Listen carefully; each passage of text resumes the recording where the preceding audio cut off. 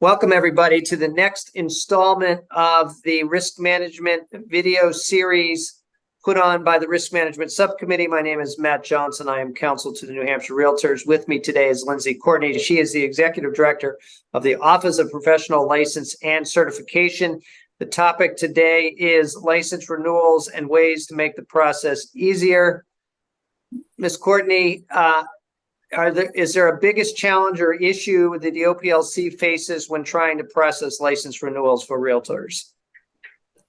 Yes, I would say the largest challenge that we face is receiving incomplete applications. Most frequently, an affiliation form is not submitted with the application, which requires further dialogue and follow-up with the licensee, preventing us from being able to renew quickly. And so, realtor members, just remember, as you're doing that process, have a checklist handy and make sure you're checking the box to make sure you include all the forms. Anytime you can get everything right the first time, the renewal process will go faster. But having said that, once the renewal process, which is online, is done and initiated, what is the licensee's status once they submit the paperwork? So immediately upon submitting the paperwork, the license will remain active until the office takes action on the application. And that's required by statute.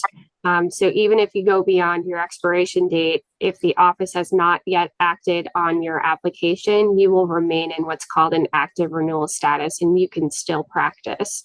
It's not until the office reviews the application and makes a decision for which you are notified that your status will officially change.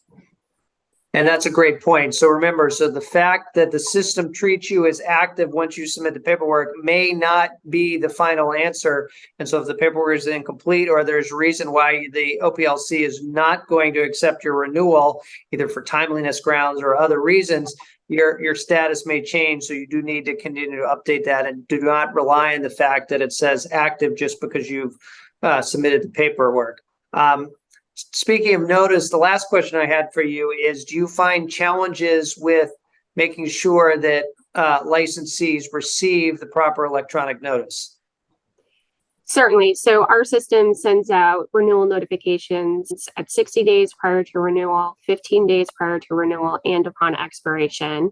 We send those out via the email address we have on record, which oftentimes for realtors is the business address. And so if you're not updating your email address with us as you move offices, you will not be receiving the requisite notice.